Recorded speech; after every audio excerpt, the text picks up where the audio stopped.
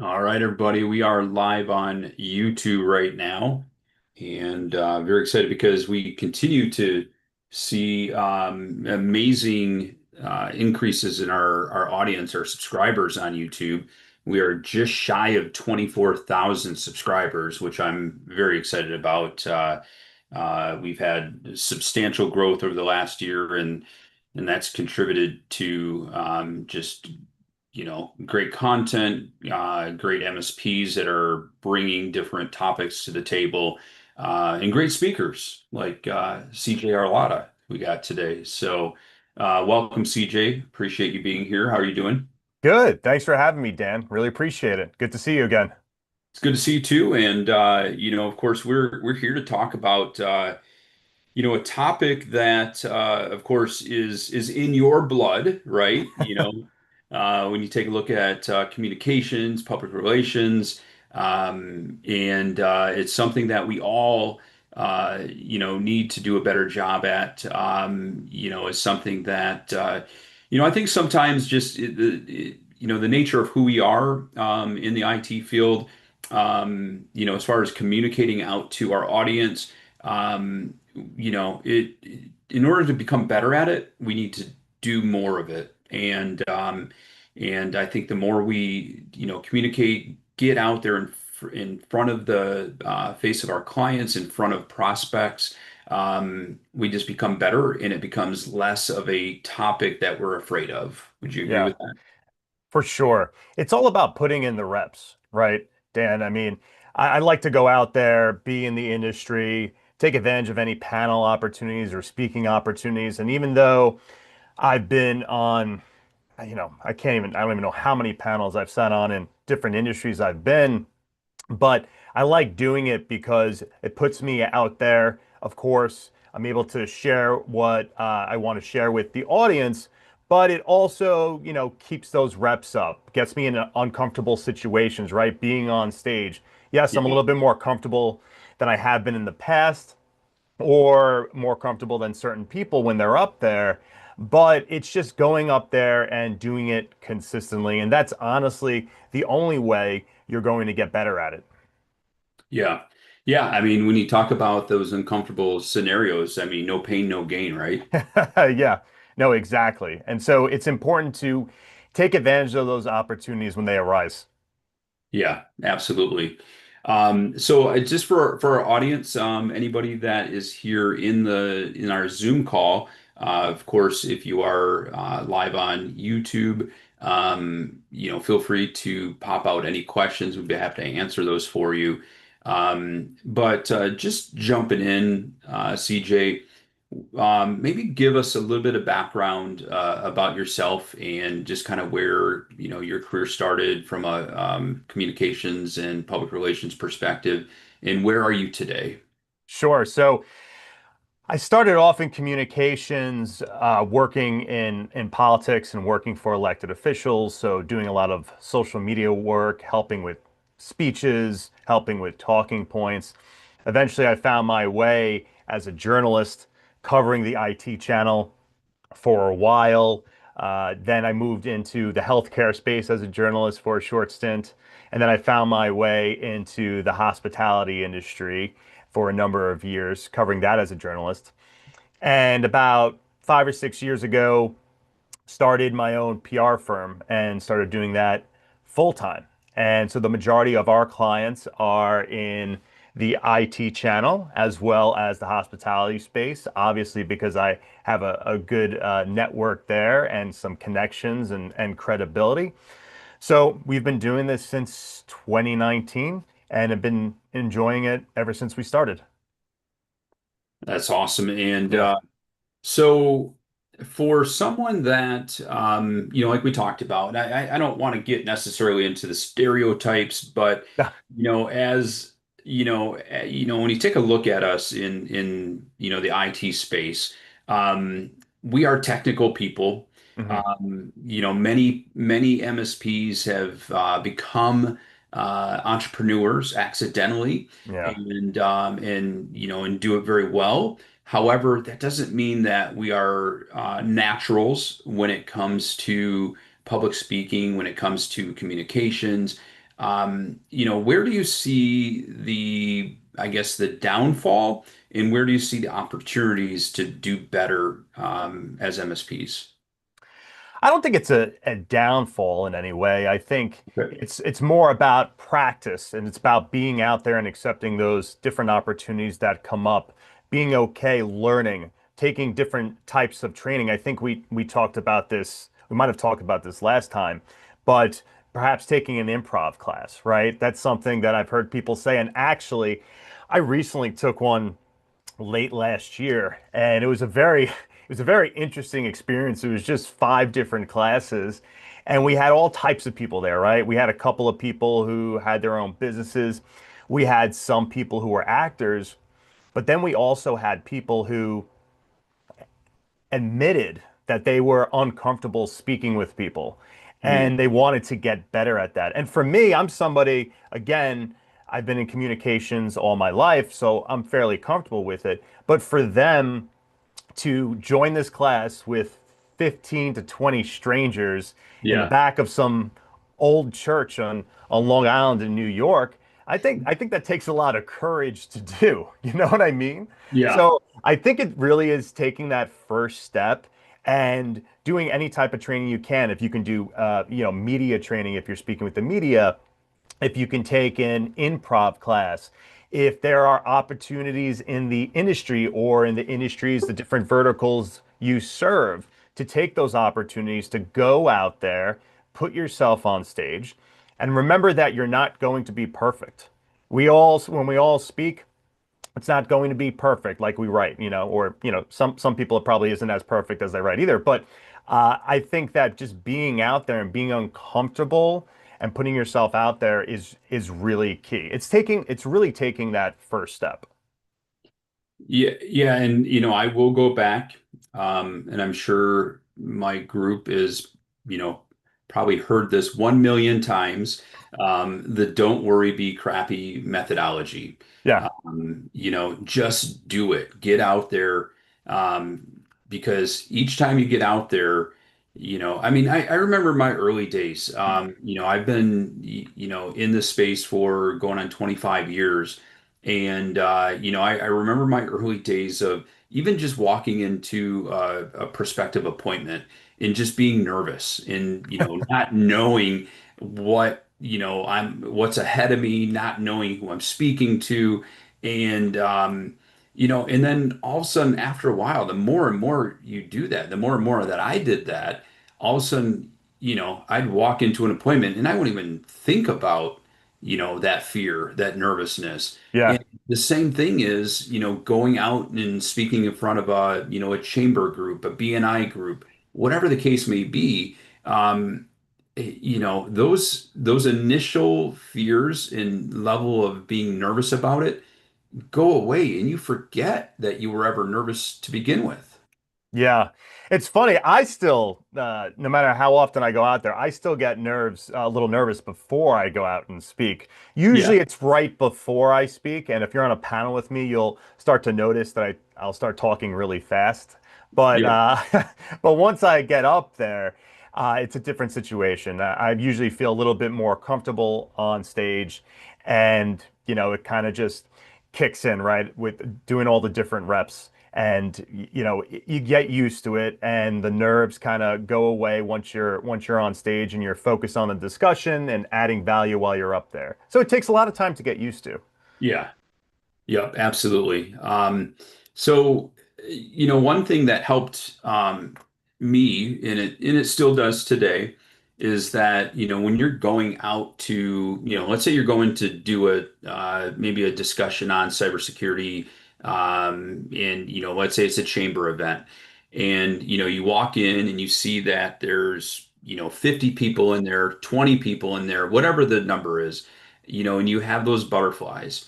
I think for me, what I like to do is don't sit back and be quiet and not interact with anybody else. I like Right. to have discussions with people, before, get there way ahead of time, have discussions with maybe the leaders of the chamber, Yeah. but also some of the attendees. Yes. because all of a sudden you feel like you're not blindly speaking. You feel like, oh, I've gotten to know a few of these people already, and I'm just going to go out there and chat. It's like having a one-on-one chat with more people. So, Right. And also, that's great that you do that because you go out to the audience, and by having those conversations and by asking questions, you're learning who these people are, their backgrounds, what they're looking for, why they're attending your particular session, and what they want to know. Because maybe you've planned something to speak about and realize the group in front of you need to be a little bit more technical or maybe a little less technical with your speech. So by going around to your audience, you're learning more about them and you can adapt your speech to that particular audience. What yeah, I also like to do, and you mentioned it briefly, if you can, if you go to an industry conference and you're going to be on a panel or if you're going to be presenting, get there early. If you can get there, if you're there, if your speech is on Wednesday and you're there on Tuesday, see if you can go to the room where you're going to be presenting, right? Like go to that room, find the room. You don't want to be on the day of rushing around trying to find the room. Where's that ballroom? Where is it hidden, right? Go and find the room. And when you go to the room, sometimes it's a little less intimidating.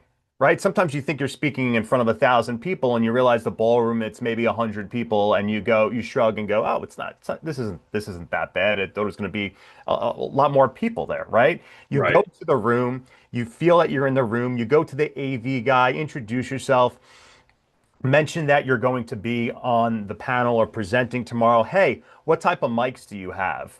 Do I need to go up there? Will I be at the podium? Go on the stage if nobody's in the room as well. Walk on the stage. This is all just to kind of ease those nerves. So now you've been to the room, you've been on the stage, and you've been there before. You're not walking into a room or a scenario you're not familiar with. Yeah. So Norm's got a question. What if you've been asked to speak in front of a group and you know there is no real business opportunity? I might need some clarification on that, but I guess if you're going, Norm, do you mind jumping on and clarifying that question a little bit? No, there's a women's guild, I guess you might call it. I think that's what they call it. Uh, Okay. they asked me to speak for them and just try to speak about something. Maybe they'll need computer help, but there's really no business opportunity. I don't think it's older women. Maybe about 50 people will be there. I don't like speaking in front of large groups at all. In fact, I've never spoken in front of a large group. Never.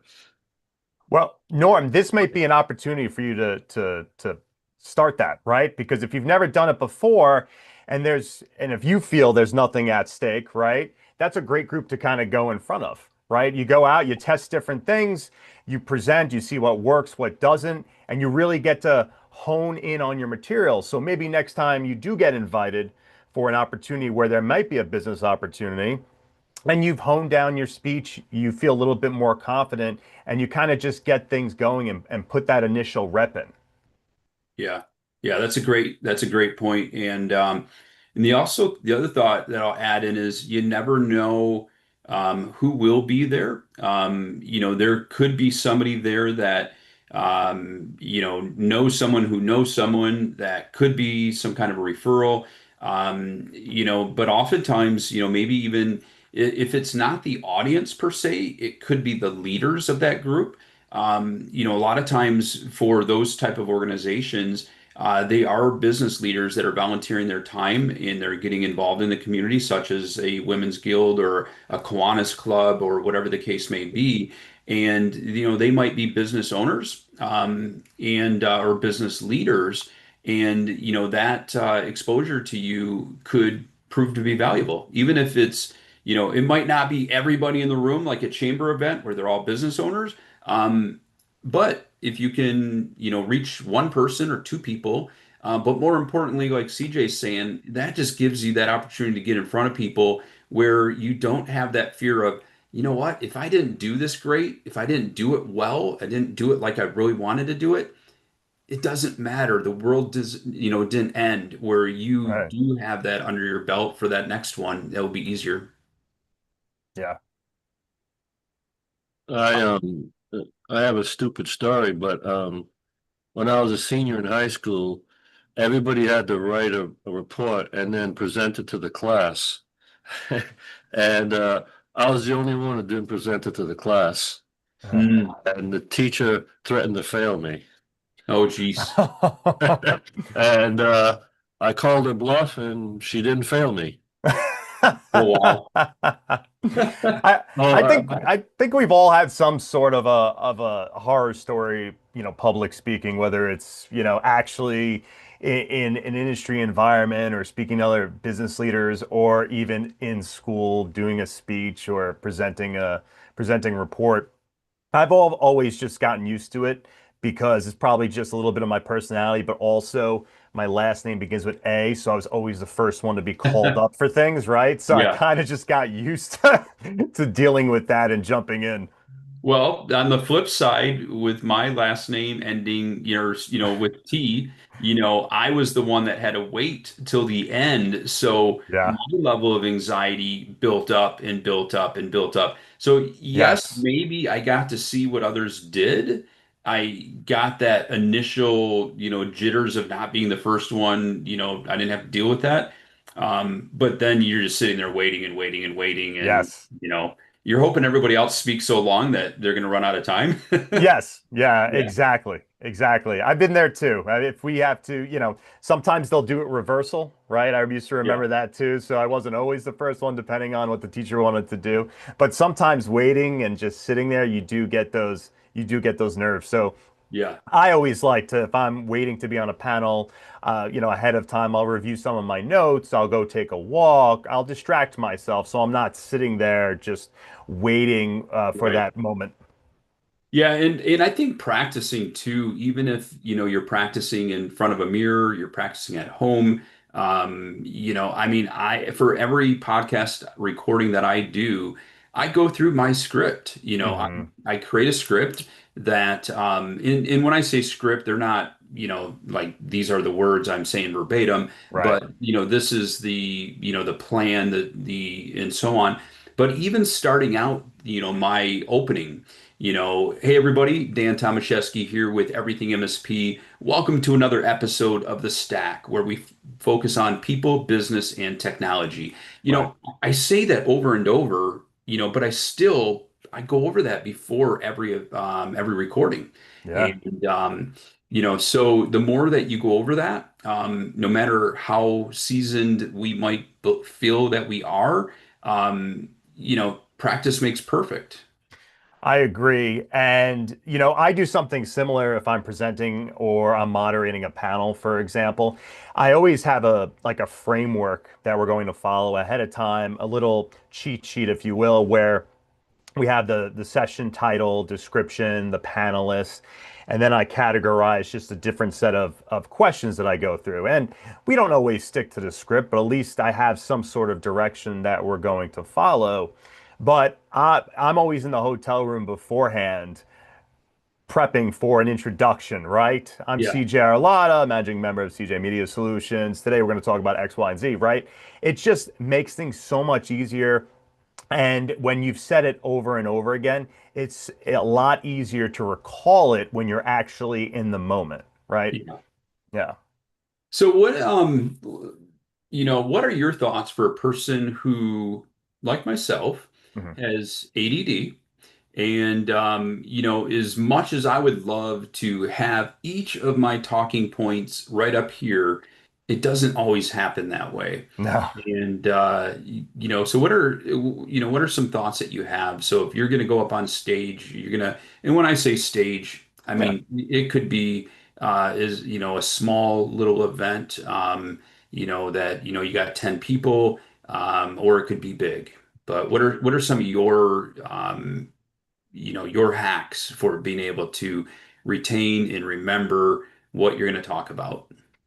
Something you mentioned before is having a list of talking points, but not remembering them word for word, right? When we start trying to remember things, we're going to start forgetting, right? Because all of a sudden that word wasn't supposed to be there. You forgot a certain word, and now you're up there with a deer in the headlights, right? On Yeah. stage. So the goal isn't to memorize word for word, but the goal is to come up with your talking points. I'd say maybe 3 to 5 major points you want to get across. Of course, it depends on how long the speech is and how long you'll be presenting, but 3 to 5 different talking points, have those outlined, and then have some subpoints in there. So, and go over that before. Just don't wait till the last minute. Have that sheet, review it, and it will be a lot easier when you go up there to recall. And it will be easier for you when you're not trying to memorize everything word for word. You want to hit your points,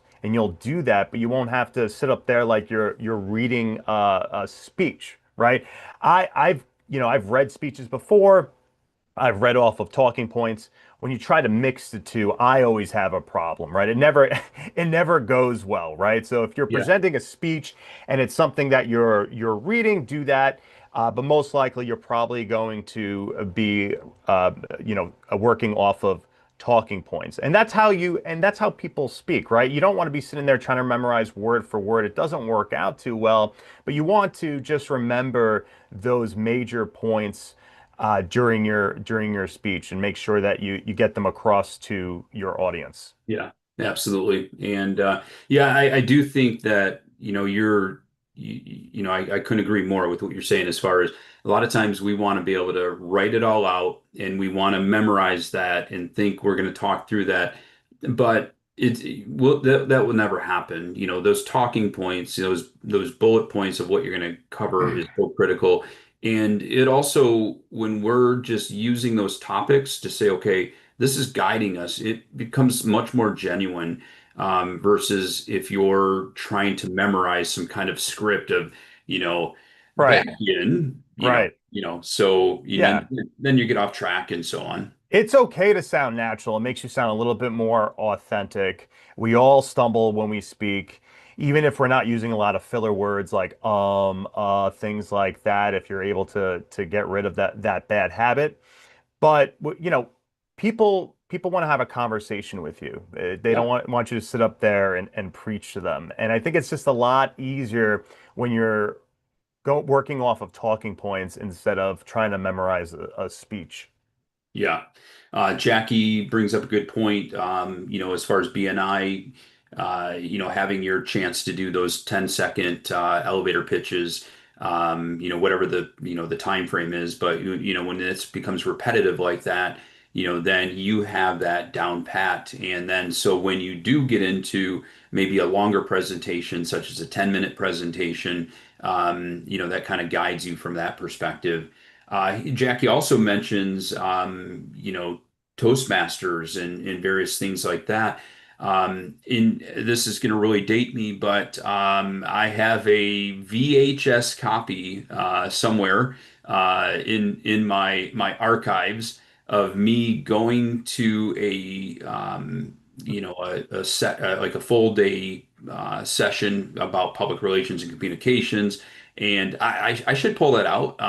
But I do remember, going through that and it was recorded, and it was it was that was intimidating because that was really, really early on in my career and probably back when I had hair. So You should pull it out though and see how far along you've gotten, right? I mean, I yeah, think that's important to see how much you've improved. I'm sure, your conversational skills have increased significantly starting the yeah, the podcasts and having conversations with people and thinking on the fly, right? Just like in improv.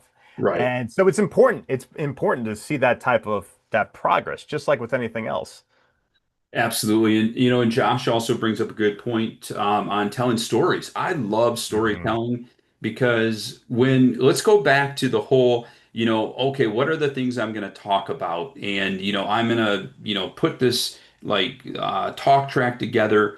Well, when it's an actual story, a genuine story, it makes the conversation so much easier because you're speaking from experience. You're speaking from, something that happened, that's relatable, hopefully to them, but it's something that, you know, you can't go off track when you're talking about a story. I mean, You can, you can, but yeah, but but you know the story better than anybody else in the audience, right? You yes. experienced it. Yeah. Yeah.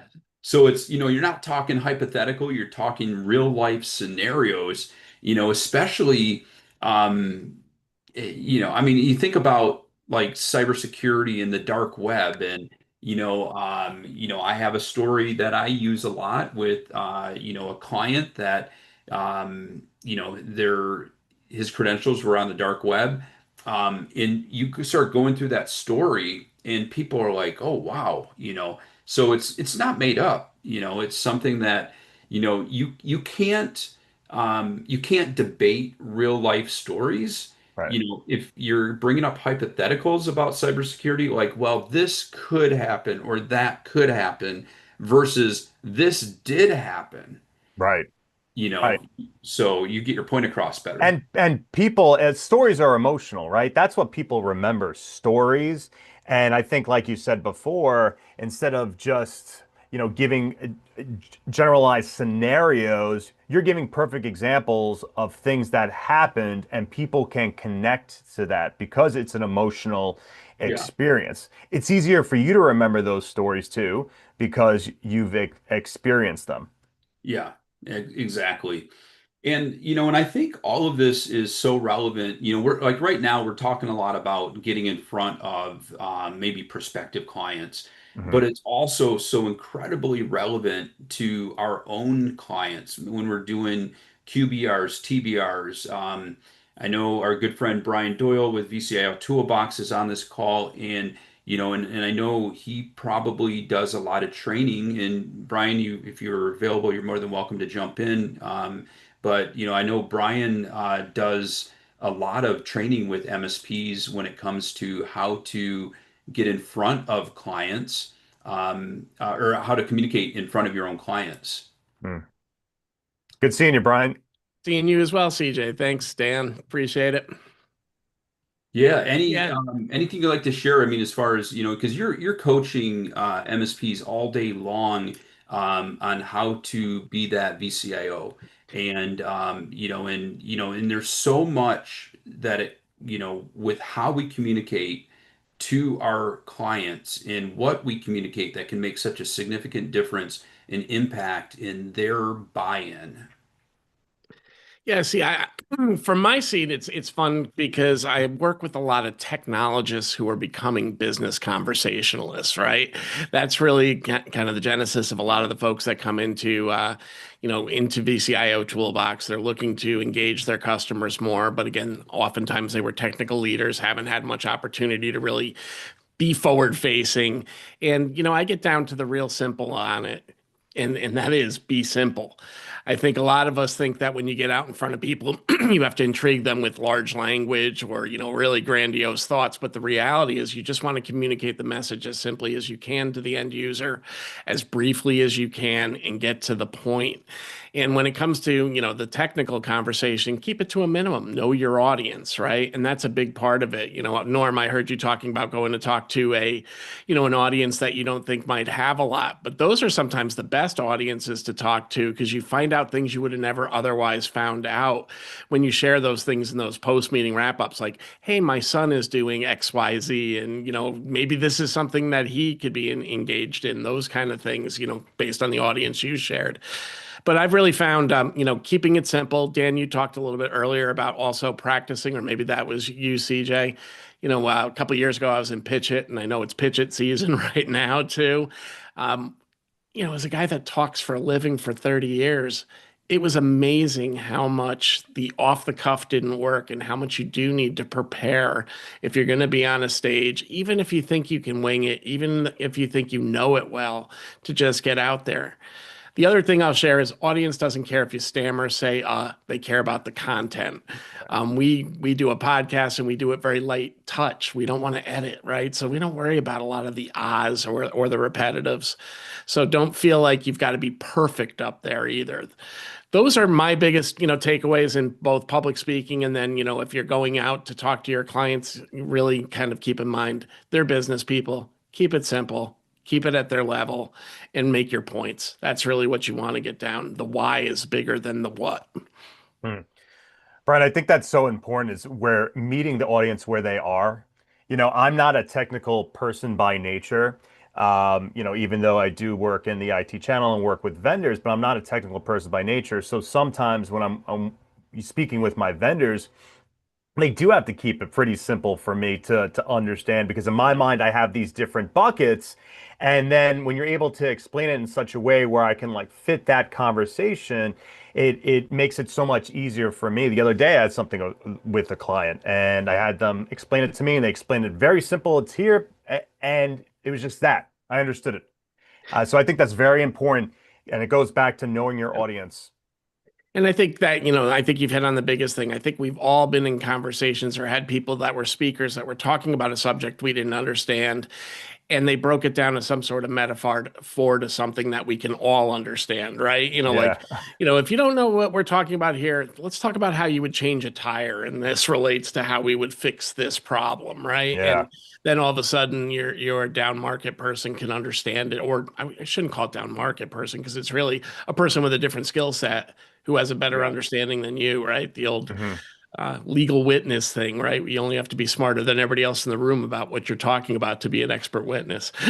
Yeah. Right. Brian, do you find that a lot of the MSPs you work with, they want to be better communicators? Or is this something like you have to encourage them to be? I think overall they want to be better communicators. I think where they stumble is we all carry our own baggage about what we know and what we think is important and what our comfort zone is when speaking with people. And I think, for me, I won't call it a challenge.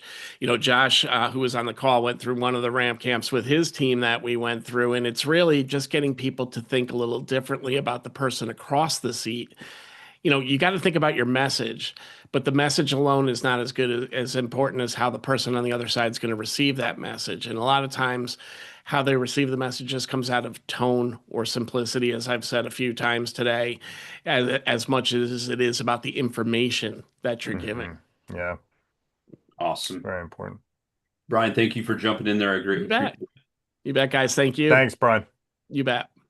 So, so a couple of things, I guess, I wanted to jump into is, where there are opportunities, in the local news, where, as an MSP, if there's let's say there's a national cyber security breach that took place and it's making national headlines, how an MSP can reach out to the local media and try to get some coverage and to be able to educate from that perspective.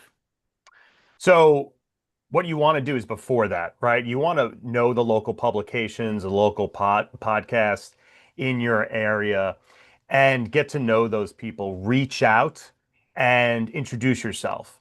Say who you are, the company you're with, and also let them know how you can add value to what they do, right? Here's my expertise. These are some topic areas that I'd be happy to speak to you about. Let me know if you're interested. Next thing you want to do is pay attention to what's going on in the media, right? So you want to have a media monitoring tool, whether you could do something simple with Google Alerts, and pay attention to what's going on in the media so you can basically hijack that news and reach out to some of these local journalists. And when you do that, they'll hopefully, if you did your work ahead of time, right? They'll see that you've reached out, they'll pull up your previous email, and they're more likely to work with you on the story that they're working with. Best case scenario is that they reach out from that initial email, right? Oftentimes these reporters, when they're doing stories, if they're working on, let's say, ransomware, for example, if you had sent them that email a couple of weeks ago and they type in ransomware into their inbox, your email, maybe they didn't respond, but your email will pop to the top. And then they'll reach out to you because they need a source for that story. So it's really doing a lot of that work ahead of time, laying the foundation so that when something like that occurs, they'll reach out, hopefully reach out to you. And if they don't, you can reach out to them. Let them know who you are, what you do, how you can add, what's your view on the particular topic, because I think that's really important too. You don't need to craft a pitch that's too long, maybe about 50, 70 words or so, but provide them your perspective so they see if it's different from what they're working with, and maybe that's an opportunity for them to connect with you. So essentially, you're selling yourself to the to the media contacts, Yeah. just like you would be selling yourself to prospective MSP clients. 100%. And that's where your credibility comes into play, right? So again, I talked about reaching out to them ahead of time, but it's everything else you're doing as well. Are you doing newsletters and sending them out? Are they on those newsletters? Are you already working with members of the media at different levels? Are you working with trade publications and talking about the topics that matter to your industry? So when this reporter looks you up, they go, "Oh, Dan looks to be an expert. I mean, he's been quoted in 10 or 20 articles on this particular topic. Let me speak with them." If they look you up and they can't find you anywhere and there's no credibility, they're less likely to use you. They may go with somebody else. So it really, you need to lay that foundation ahead of time. Yeah. I've seen, and Dan, I've worked with clients before in the cybersecurity space where they had no presence whatsoever. I mean, besides their website, their newsletter, but as far as media presence. And initially, it's hard because you're pitching this individual that the media is not too familiar with.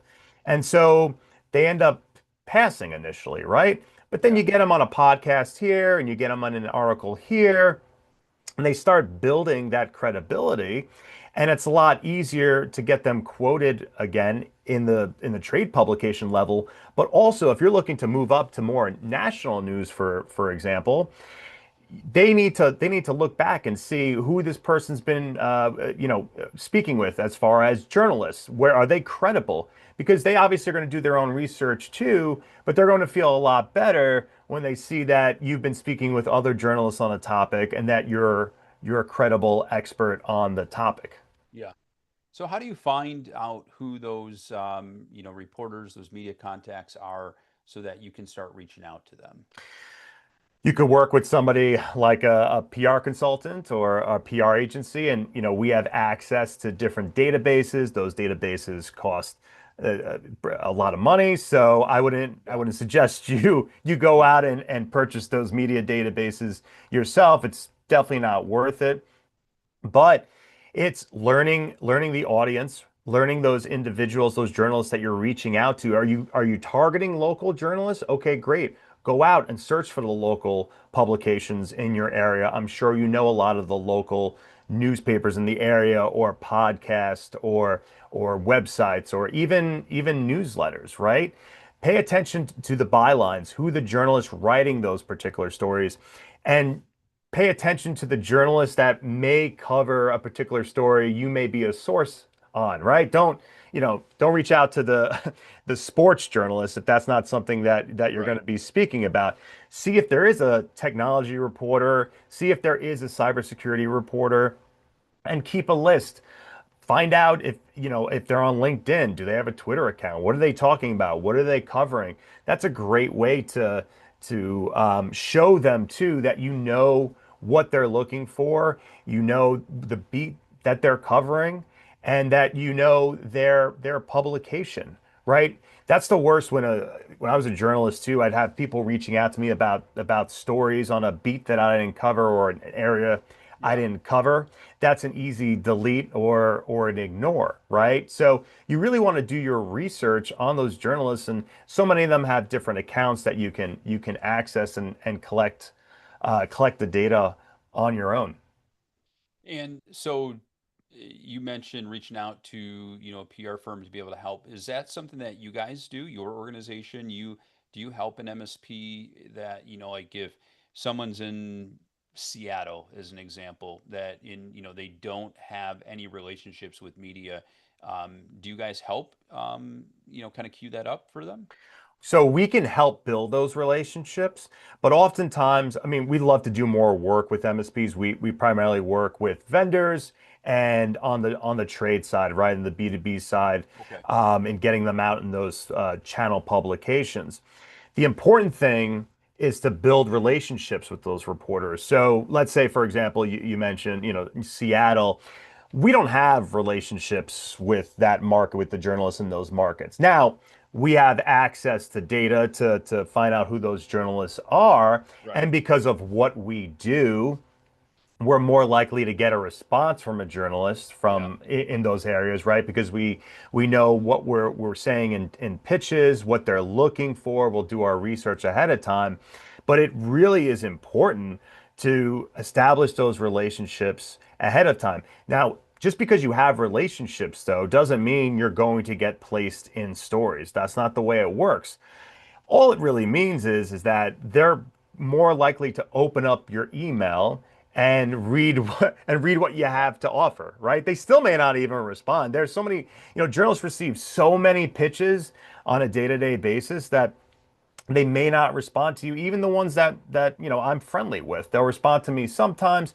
Sometimes they'll accept a pitch that I send. Sometimes they'll say, hey, this isn't the right time right now, but maybe a little later, this is something we'll cover, we'll reach out later. So really building those relationships, again, it's like what we were talking about before, putting those reps in, building them over time. They may not reach out to you right away for a particular story, but if you keep letting them know you're there, obviously you don't want to reach out to them every day, but Right. every so often reach out to them, and reach out to them when you don't want something, right?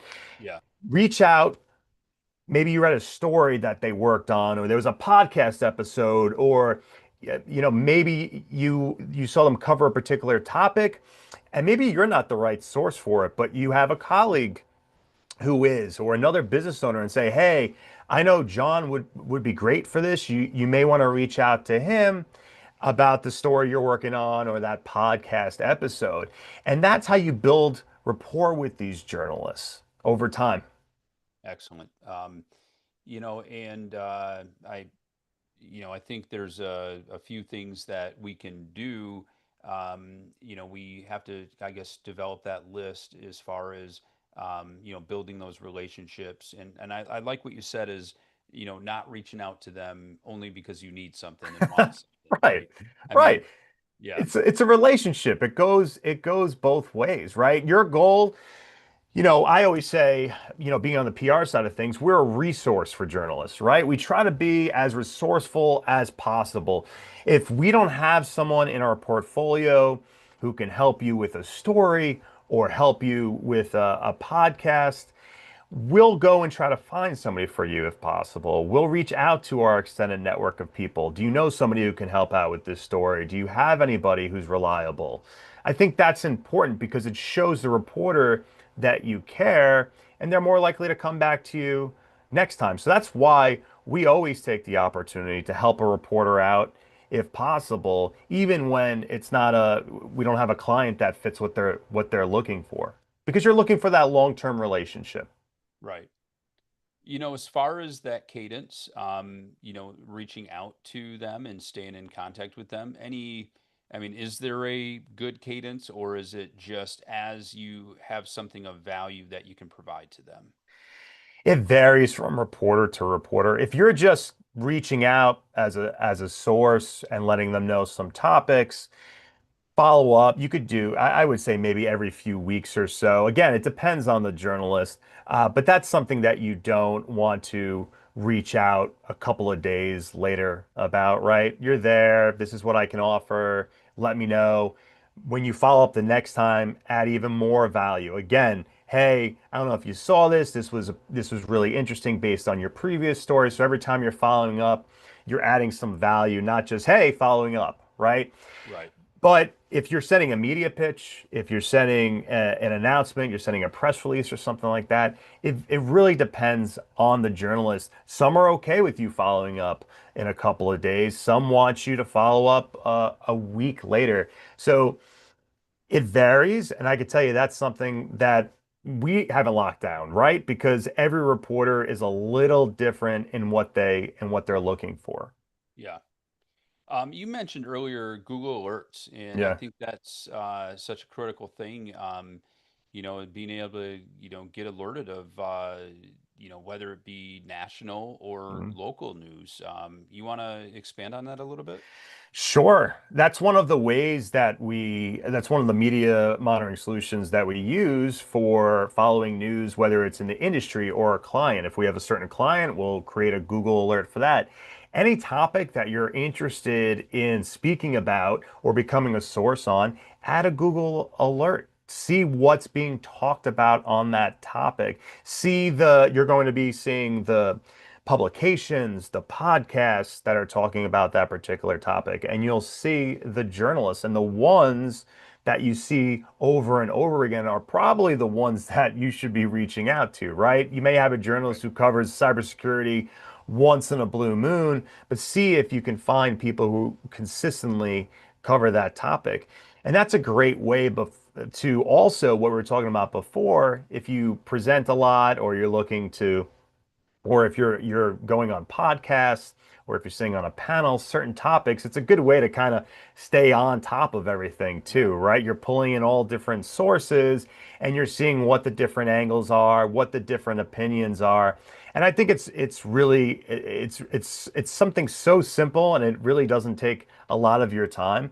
But I can tell you, I'm sitting there on my phone getting an alert and having something that I can follow. Sometimes we were able to secure coverage for clients just based on that. We saw a story was breaking, we reached out to that reporter or we reached out to another publication about a particular topic, and it's worked for our benefit. And that's what I was wondering too. Is that where you have the opportunity to take a national topic and turn it into something local? Because let's look at it from this perspective. Yeah. The more and more, a topic blows up nationally, sometimes local media will pick up on it at a local level and bring in that local expert. So if you start seeing traction on something and you see it early enough, and you start seeing the consistency of national news, it bubbling up, and you reach out to those contacts and say, hey, I'm seeing a huge trend on this particular topic, this particular incident, and I see where there's great opportunity to educate, local businesses about this. Um, you're bringing it to their attention, and you're indicating that you can talk to it. But if you're not staying, in the know early enough, then you either will miss out, Hmm. because they're already speaking to another source, another Right. local contact, um, or it just doesn't reach their radar. Right. That's a form of newsjacking, we call it, where you're Okay. looking out for the news, right? And you're able Yeah. to take an opportunity and reach out to those reporters. And so when you're talking about the national level, of course, yes, it's going to trickle down to the local and regional media. And the thing about those journalists is they usually don't have the type of resources that a national level journalist has. So Yeah. you're there, you're trying to reach out to them and become a source and becoming a reliable source. They're going to keep coming back to you. Reporters usually, having been a journalist, you go back to a lot of the same sources, right? Because you're comfortable with them. You know who's going to respond to you. So from Yeah. a local level, reaching out to those reporters and letting them know you're there, especially when you see something breaking at the national level, is so important. So let me ask this. Just thinking out loud here. Um, how do journalists, you know, how do they assign their stories? Do they themselves see something and then go to their team and say, "Hey, I see an opportunity here," where if you cue something up for them and say, hey, this is hitting, this is bubbling nationally.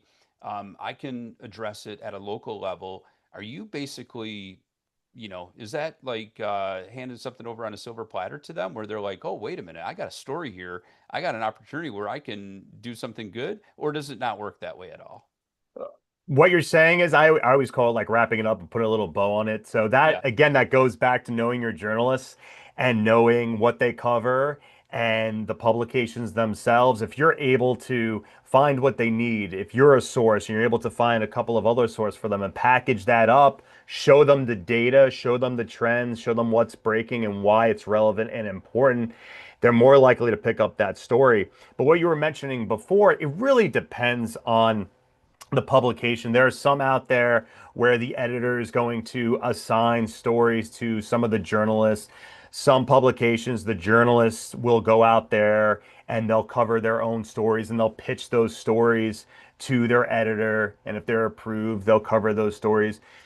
Sometimes it's a team effort, right? So it really depends on the news desk, and it goes back to really understanding, building that rapport with those journalists, and you're more likely to get picked up when you reach out to them for a particular story or as a source. Yeah. I'm gonna pick on someone that I just saw popped into our live call, Mr. Pete Bussum. Oh, Pete, what's going on? Pete, do you mind if I spotlight you here a second? I guess, this is my friend CJ's light here. So, Oh no, please join us. Please join us.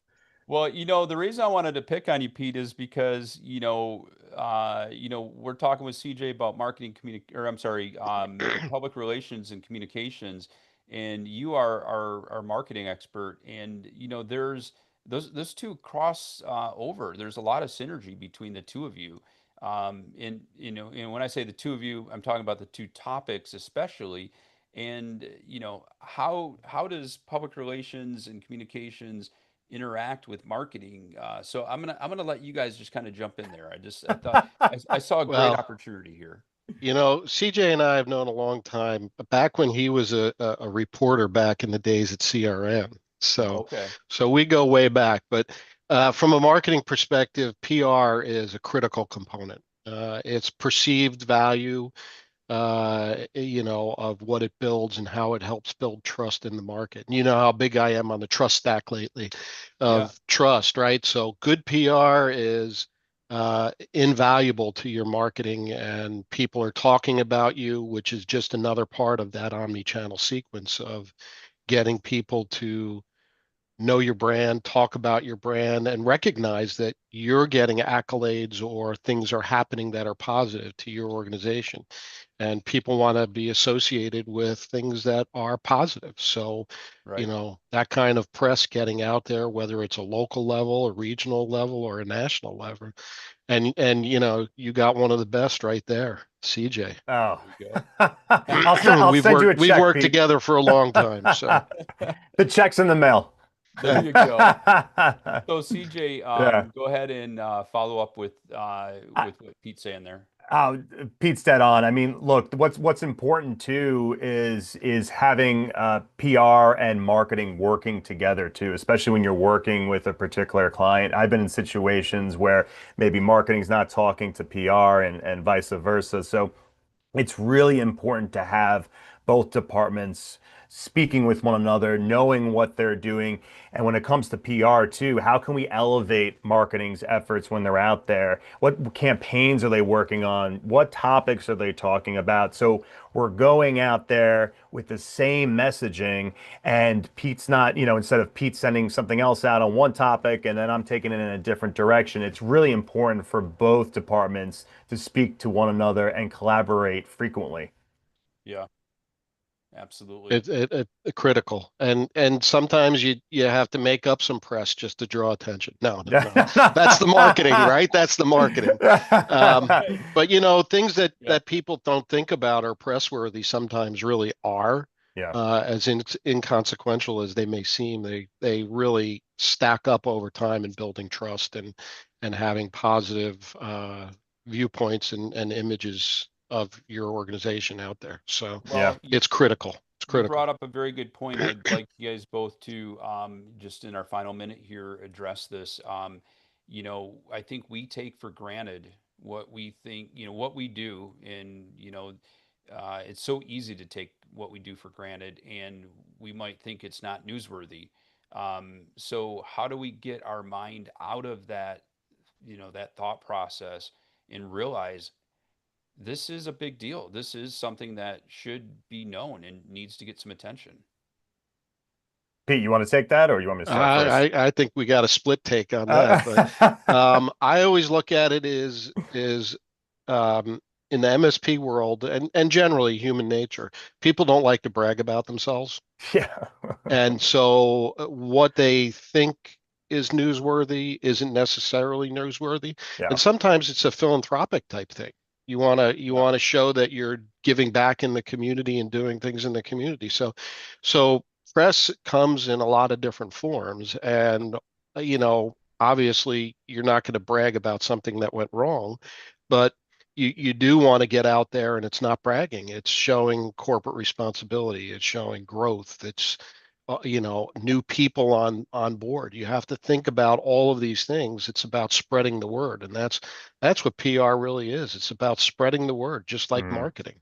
It's yeah. just another avenue that's out there, and it's best kept to the people that know how to do it best. So Yeah. And, Pete, you mentioned before about what's not newsworthy sometimes too, right? And so sometimes there are things out there that people want to get out there because it's important they think it's important for the company, but maybe it's not important to the industry at all. So there are other ways that you can get that news out there. Maybe it's a mhm. blog post, maybe it's a newsletter, maybe it's social media. So there are a lot of owned media that you can do. You can use that for instead of maybe sending a press release to reporters about, because again, these reporters, they receive so many press releases per day, and you don't want to clutter their inbox with more things that they're just going to pass on. Absolutely. Agree. Yeah. Pete, thank you for joining us. I appreciate that. Good seeing you, Pete. Yeah, I had my own webinar earlier today, so I felt like I needed to jump in because, you There you know, go. Thank you, Pete. Yeah. So, Pete brought something up as far as, giving back. So, I saw on a wall in a hospital that my dad is at. There's some marketing for this hospital's foundation, and it says, "Thank you for being a difference maker." Hmm. And as we celebrate this momentous year, we look forward to the future with hope, determination, and shared commitment to being exceptional medicine and a healthier community. Together, we can continue to make a difference. And I think about that, and you think about how we as MSPs can give back to our community. One thing that we do is with nonprofits is we will help subsidize some of the cost of their technology management, and we call it time and talent. And Hmm. and so if you can promote that time and talent, that giving back, and we choose typically a couple nonprofits each year that we do this for. But just incredible opportunity to get that word out there. And it might not get, the attention of like your local news station, but it might get local business publications, um, you know, just getting that out there, just showing that you care, showing that you do want to make a difference and that you support the great initiatives that organization is doing. Because it's not about us, but we're helping them to achieve their goals and objectives. Yeah. And Dan, they may be interested in a story like that too, right? Because the media, they are looking for those feel good stories. Because when you Yeah, turn on the news, it's never a feel good story, right? Everything just seems like it's 90% of it is negative. And right. then at the end, they'll throw in some feel good stories, right? So I Exactly. think it's important to push those out there and promote those stories as well, because I think we all look for those. Absolutely. every bit of the news these days needs some feel good. There's not enough feel good in the Yeah. news. And I notice a lot of that even in our local news station on TV. Yeah. They get on and they'll spotlight something for 30 seconds, but Right. that's 30 seconds more than you had before. And it Yeah. just shows, again, good people and good people in the community. And it just helps people want to, you know, associate with you and your brand a little bit more too. Yeah, So, That's right. 100%. Yep. yeah. All right, everybody, we are at the top of the hour. CJ, I greatly appreciate your time today. And thank you for being here and thank you for sharing your knowledge with us. With that being said, everybody, have a great rest of your day, and we will talk to you all soon. Take care.